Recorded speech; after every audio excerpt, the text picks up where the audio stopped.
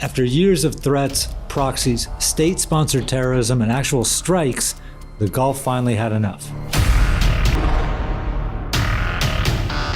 For the first time ever, the UAE and Saudi Arabia struck Iran. Then they denied it. It's part of a new security doctrine. Strike Iran, deny the strike, keep talking to Tehran, and let the contradictions do the deterring. And the logic comes from a Soviet strategic theory. I'm Bruce Pannier. I spent 4 decades covering the former Soviet Union. This is Turan Research Center, hosted by the Yorktown Institute, where we break down the geopolitics of Turkey, Iran, the Caucasus, and Central Asia. If you're new here and want more analysis like this, please like, subscribe, and leave your thoughts in the comments. And now, let's get into it.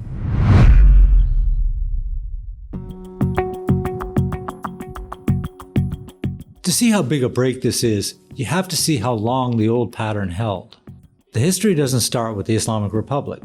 Before 1979, Iran was already a dominant Gulf power. The Shah was building the strongest military in the region, backed by the US, backed by the British, funded by oil revenues that gave Tehran weight no one else in the neighborhood could match. And the Shah used that weight. Through the 1960s, Tehran pressed a forceful claim to Bahrain, insisting the island was historically Iranian territory. It took until 1970 for the Shah to back off, accepting a UN referendum that recognized Bahraini independence the following year. The mistrust outlived the regime that produced it. That same year, 1971, Iran seized Abu Musa and the Greater and Lesser Tuns from what was about to become the UAE. Those territorial disputes are still unresolved today, but the pre-1979 era wasn't pure rivalry. The Shah and the Saudi monarchy were both US clients. They both opposed Arab nationalism, Nasser's Egypt, Ba'athist Iraq. They both feared Soviet expansion. Inside OPEC, Tehran and Riyadh coordinated to stabilize markets even as they competed for influence. 2 parallel pillars of US strategy in the Gulf. Then 1979 happened. The Islamic Republic replaced rivalry with hostility. Revolutionary ideology exported through proxies in Lebanon, Iraq, Bahrain, and Yemen. Periodic threats to close Hormuz. And in the 1980s, the tanker war. The spillover from the Iran-Iraq war into Gulf shipping that threatened the lifeline of every Gulf economy. Iranian mines in the Strait of Hormuz, Iranian gunboats harassing oil tankers, Iranian missile strikes on commercial vessels. Through every cycle of provocation, Saudi Arabia and Kuwait fell back on US naval protection. Not once did they strike Iranian territory. The lesson got institutionalized in every Gulf capital. Survival depended on external guarantees. That pattern held through the 1990s, the 2000s, the 2010s. Proxies is not something new that was established with the Islamic regime. It was there even during the days of the Shah. So we're talking about historical wars that occurred in Oman, for example, last century, which was infused or basically somehow pushed by the proxies on one hand, for the Shah to stand by the side of the Sultan on the other hand, to give some kind of an upper hand to the Iranians one way or another. Another part, or basically another example of that, was the Hezbollah Hijaz, which was operating in the eastern province of Saudi Arabia and Bahrain. And that group was responsible for the bombings of the American soldier residence in Riyadh. Iran built out the proxy network. Hezbollah grew in Lebanon, from a small Shia militia in the 1980s into Iran's most powerful regional proxy.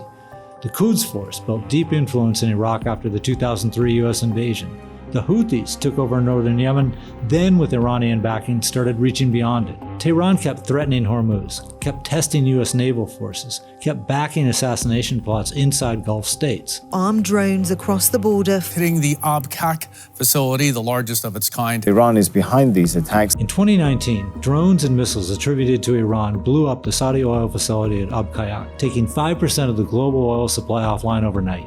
It was an assault to the international community, a deliberate attempt to disrupt the global economy and the energy industry.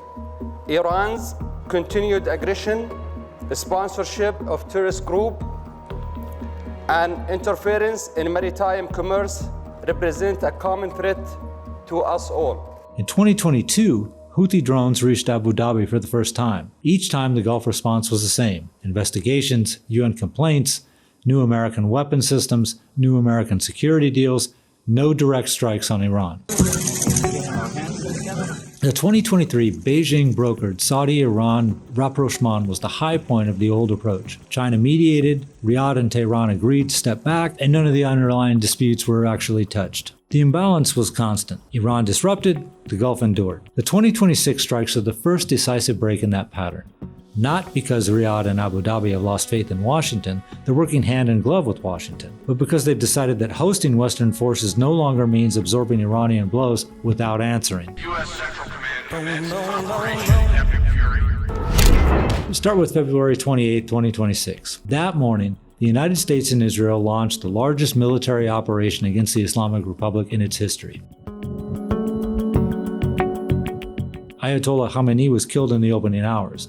Iran's air defenses were systematically dismantled. Senior IRCG commanders and government officials were eliminated. The campaign would continue for weeks.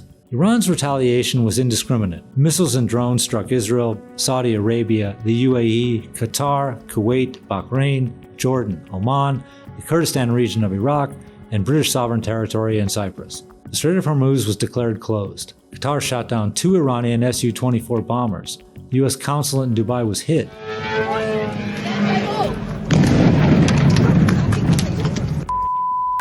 Tehran's logic was simple. Western forces had used Gulf airspace and Gulf bases, so Gulf territory was now a legitimate target. They are, since day one of the war, they started targeting the infrastructure, civilian infrastructure. If they targeted anything related to the military, it will be 3% only from the total targets. So they target civilian infrastructure. That includes economy, that includes basically human assets and moral power of the people. So by doing that, they are targeting not only the Gulf, they're trying to pressure the United States and Israel to stop the war through pressurizing the source of oil, source of energy, of course, that goes out to the world and to the people of the Gulf at the same time. By March, the habit of restraint was breaking. The first sign that something fundamental had shifted didn't come from a strike. It came from a phone log. The Washington Post drops a story on the morning of the operation. The decision didn't happen in isolation. Trump had been in close coordination for weeks with an unusual pair, Israel and Saudi Arabia. Multiple private calls from Crown Prince Mohammed bin Salman, direct engagement from Saudi Defense Minister Khalid bin Salman with U.S. officials in Washington. This wasn't a Gulf government waiting on Washington to decide. This was Riyadh in the room as the operation took shape. The New York Times went deeper. MBS stayed in contact with Trump throughout the conflict. Sustain the military pressure, don't let Tehran walk away with its missile programs intact. According to the Times, MBS invoked late King Abdullah's 2010 line about cutting off the head of the snake. Then the Associated Press added another layer. Officials from Saudi Arabia, the UAE, Kuwait, and Bahrain, all four privately telling the White House the same thing: don't stop short of major changes in Tehran. And here's where the doctrine starts to come into focus. Within 48 hours of the Washington Post story, the Saudi embassy in Washington put out a denial. Spokesman Fahad Nazar, at no point did the kingdom urge a different policy. The denial is the pattern: private coordination, public denial, action, disavowal. When the strikes started 2 weeks later, they followed the same logic. Then the strikes themselves came out in the open. Mid-May, Reuters runs a piece citing Western and Iranian officials. Saudi Arabia had carried out covert strikes inside Iran in late March. Iranian military sites, precision-guided munitions. And here's the strange part. Iranian attacks on Saudi Arabia dropped during the same period. Tehran was getting hit, Tehran was hitting Saudi Arabia less. This is the doctrine in operation. Riyadh struck Iran and kept its diplomatic channel with Tehran open at the same time. Iranian fire decreased because Riyadh had demonstrated it could and would hit back without ever saying so publicly. It's a good way of showing Iran that we are able to fight back. We just chose not to. We just want the war to be over as soon as possible and as amicable and peaceful as possible, and we don't want that to happen again. But if you choose to do so, we won't be scared to fight back. We won't be scared to put an end to this war on our terms. 2 weeks later, the Wall Street Journal had the second piece. April 8th, the Lavon Island oil refinery hit. The journal sources pinned it on the UAE. The timing was no accident. It landed within hours of Trump announcing a conditional ceasefire.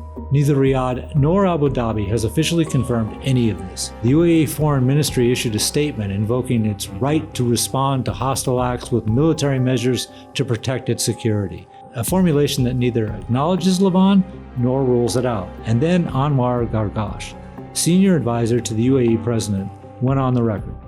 He publicly opposed any ceasefire that doesn't deliver a long-term solution for security in the Persian Gulf. Iran is willing to act like a David in front of the American Goliath, but when it comes to the region, they want to be the Goliath acting like the David's here. And I think this has to change for Iran to rebuild its relationship in the region, and it does need it. And I'm saying to rebuild the relationship because rebuilding the trust, I don't think will come. These are two different things. You can't be attacked with 2,800 missiles and drones and then talk to me about trust. That will take ages and ages and ages. This is the texture of the new posture. Strikes confirmed by Western reporting. Gulf governments either denying or saying nothing. Diplomatic channels still open. Public statements that don't quite confirm and don't quite deny. It looks contradictory. It is contradictory. And the contradiction is the entire strategic point. To see why the contradiction is the point, look at what's happening on the other side of the conflict. Listen to Trump on Iran over the past 3 months. One day he's threatening total war. The next he's offering to sit down with Tehran. Inside a single news cycle, you can find him saying both. Iranian planners can't build a stable picture of what's coming next. Are they about to be hit again or about to be offered a deal? Both options are on the table, neither is off. On March 7th, Iran's president tried to break out of the trap. In a pre-recorded televised address, Masoud Pezeshkian apologized to the Gulf states. من اینجا لازم از کشورهای همسایه که مورد حمله قرار گرفتن از طرف ایران. It was the most conciliatory thing any senior Iranian official had said since the war started. Within hours, Iranian missiles continued to hit Doha and other Gulf cities. Within 48 hours, Pezeshkian himself backed off. IRGC commanders condemned the apology. Clerical hardliners denounced it. Lawmaker Hamid Rasai called it unprofessional, weak, and unacceptable. The president of Iran issued a public apology, and the regime overrode him before the week was out. When it comes to the president, of course, we've all seen how he used to basically release statements apologizing or extending his hands in peace, and then retract that later because of the pressure he's getting from the IRGC. A few days ago, we read in the news outlets that he even presented a letter of resignation because he feels that he's not doing anything anymore or he's useless, which tells clearly that the IRGC are the ones in command. And that explains why we're not reaching anywhere with the negotiations yet.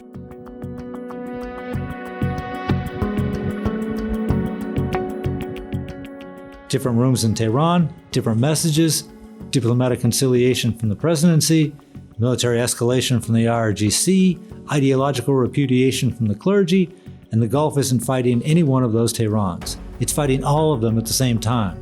There's a Soviet word for this. In the 1960s, a Soviet mathematician named Vladimir Lefebvre developed a concept he called reflexive control. The idea, don't just deceive your adversary about a single fact, shape their entire picture of the strategic environment through contradictory signals, adaptive messaging, deliberate ambiguity, until their decisions, based on a distorted picture, end up working against their own interests. Military analyst Timothy Thomas later traced the doctrine across Russian information operations.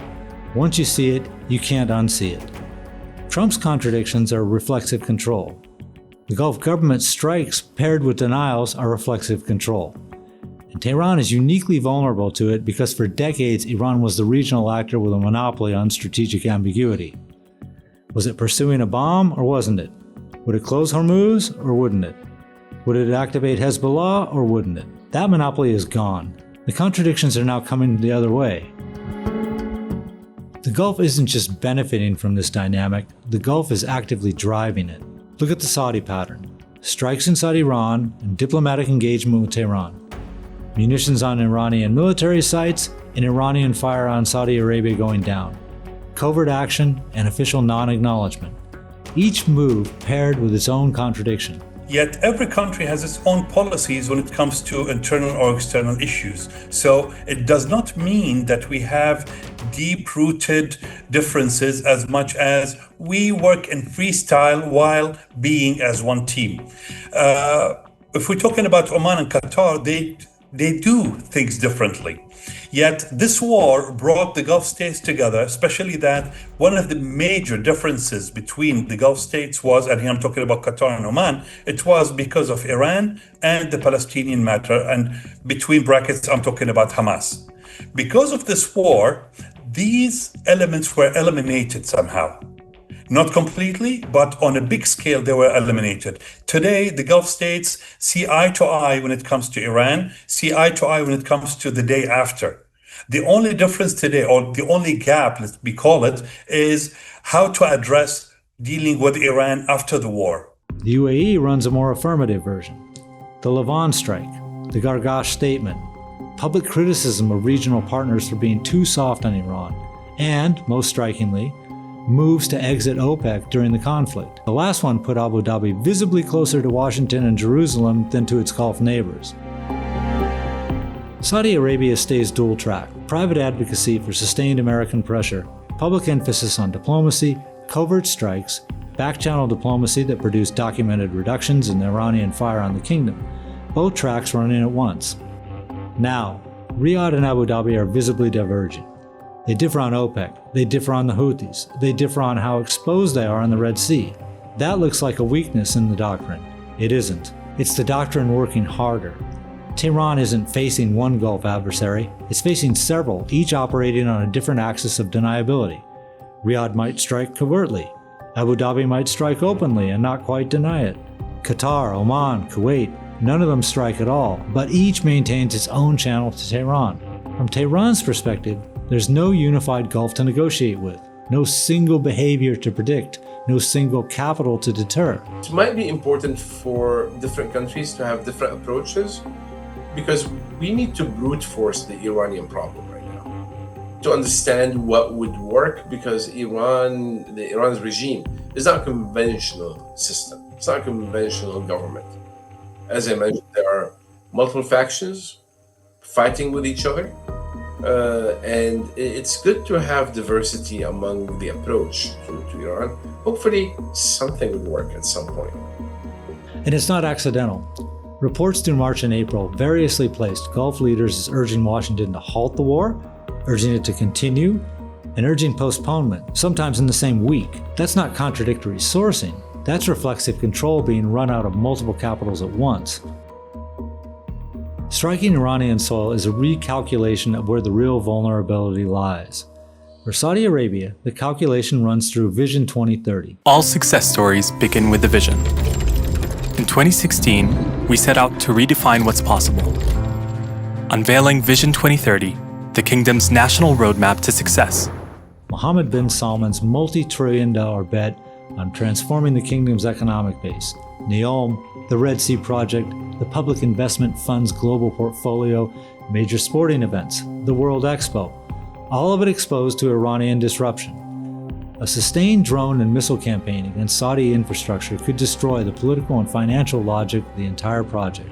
Dubai is home to close to 200 nationalities, living, working, and coming together as a community, even more so during this period. Our historic model of openness has shaped our resilience and will continue to attract first-time and repeat visitors from around the world. For the UAE, the margin is even tighter. The Emirati economic model runs on perceived stability. Dubai as an aviation, tourism, and financial hub, Abu Dhabi as a sovereign wealth and energy center. A few high-profile strikes on Dubai International Airport, on the financial district, on the tourist corridors, and the model breaks in ways no missile defense system can fully prevent. Both governments made the same bet. Hitting back is safer than waiting to get hit. So over 100 years, anybody who can track or basically go through history will see what the Gulf states transformed itself from to today. Dubai became an international hub. Doha, where the World Cup was there last time. We're talking about Saudi, Bahrain, Oman, and even Kuwait. So we focus on that in the Gulf. Now, when it comes to these heads, of course, again, we find ourselves in the midst of a war that we did not ask for. Now, we had two choices: to fight back or to see where things are and maybe try to calm things down. And all of this is happening against the clock of the Hajj. For the Saudi monarchy, protecting millions of pilgrims isn't logistics, it's legitimacy. The kingdom's identity as custodian of the two holy mosques rests on its ability to keep them safe. Iran knows this. In 1987, clashes between Iranian pilgrims and Saudi security forces in Mecca left more than 400 dead. The kingdom has been worried about Iranian disruption of the Hajj ever since. So look at what Riyadh is doing. The Saudi government is striking Iranian territory in the months before the Hajj, accepting the risk that Iran could retaliate against pilgrims, against gathering sites, against the kingdom's most sacred event. That tells you everything about how the leadership reads the alternative. There is no safe path. There is the path of deterrence and the path of exposure. I mean, obviously, oil facilities are incredibly vulnerable. They're large in scale. They're very flammable for, being oil facilities. But we got to think about it from also a balance of powers. The Gulf states are multiple countries, and they're well armed. I think any Gulf country has a better and more advanced air force than what the Iranians can ever dream of having at this point. The Gulf countries have friends that will come to help them. They have the European Union, they have the United States, even though the European Union was not really involved. But I think there's a point, if this is going to escalate to such level, the EU will get involved. They have to. It's a counterterrorism operation at that point. The geographic stakes extend past the Gulf. The Strait of Hormuz is closed. 20% of global oil moves through that choke point in normal times. Oil prices have spiked. Shipping insurance markets have scrambled. Global energy security has been rewritten on the fly. But Tehran has a second choke point. The Bab al-Mandab Strait, at the southern end of the Red Sea, runs through territory exposed to Houthi forces operating with Iranian backing. Closing both at the same time would mean a stranglehold on global trade. Preventing that dual closure is now as central to Gulf strategy as deterring direct strikes. And the diplomatic costs are real. The Beijing-brokered Saudi-Iran rapprochement of 2023 is functionally dead. China can't mediate between its two biggest energy suppliers when one is bombing the other. The reported Pakistani mediation effort now underway has to accommodate Gulf governments that have proven they will act independently and deniably when their interests demand it. You bring any mediator you want. If the Iranian side doesn't have a unified decision process, well, you're not gonna get much. You just insert country here, it's still not gonna do anything. If the Iranians, on one end they talk about negotiations, and on the other end they start lobbing missiles and rockets. And we saw that from the beginning. I mean, we should have predicted this. More than 2 months ago, I think 3 months ago now, Pezeshkian, the Iranian president, went on Iranian national television and said, we're going to stop all attacks against the Gulf. Well, that never happened. While he was speaking, actually, the IRGC was attacking Gulf countries. So that is a clear indicator that the civilian administration in Iran has no say at this point. There's a supreme leader that we've heard of, but we've never seen. And we have obvious IRGC control over at least the decision of war and peace. So, what should you be watching as this story develops? 3 things. First, can Riyadh and Abu Dhabi hold the contradictions together? Reflexive control works only as long as the denials stay plausible and the strikes stay calibrated. Push too hard, and Tehran has to retaliate openly against Saudi oil fields, against Emirati infrastructure, against the Hajj. Then the architecture collapses into open war. Second, what about the smaller Gulf states? Qatar, Oman, Kuwait, they absorbed Iranian hits without striking back. Qatar shot down 2 Iranian Su-24s and hosts a major US airbase. Oman has played the regional mediator for decades. Kuwait sits on Iran's western flank. The collective hedging of the past concealed how different these states actually are. Now the differences are out in the open. How the GCC manages that politically, economically, institutionally will shape whatever comes next. Mr. Anwar Gargash of the United Arab Emirates gave a statement 2 days back saying that no Gulf state should suffer alone any attacks by the Iranians. We are one, we stand together, and we will always stand together. Third, what does a ceasefire actually look like? Pakistani mediation is reportedly producing the outlines of a deal. But any deal has to deal with Gulf governments that have just shown that they can act on their own. Whatever emerges won't be pre-2026 status quo. Step back from the day-to-day and what you see is a transformation larger than the war itself. For nearly 50 years, Gulf security was outsourced. Washington gave the deterrent umbrella, Beijing gave the diplomatic mediation, Tehran applied the asymmetric pressure that Gulf states absorbed but didn't directly answer. The system was stable because it was lopsided. One side acted, the other endured. That system is over. Riyadh and Abu Dhabi have decided that enduring isn't viable when their economic transformations are this exposed and Iran's regime is this destabilized. They've crossed the threshold of striking Iranian soil, and they've done it while denying it, while engaging Tehran diplomatically, while running parallel channels through Washington and Pakistan. The strikes are the doctrine. Ambiguity is the weapon. Whether that produces stability or chaos depends less on what Tehran does and on whether Riyadh and Abu Dhabi can keep the contradictions under control. Reflexive control is a precise instrument. Used well, it dominates the adversary's decision-making without triggering escalation. Used poorly, it tips into open war. The Gulf is writing the next chapter of its own security doctrine. It's no longer being written for them. Thanks for watching. This video is based on an analysis by Ahmed Khuzaei for the Turan Research Center. I'll leave a link in the description if you want to read the full piece. If you found this video informative, consider subscribing and hitting the notification bell. And let me know in the comments, do you think the Gulf states can sustain this posture, or does this end up in open war?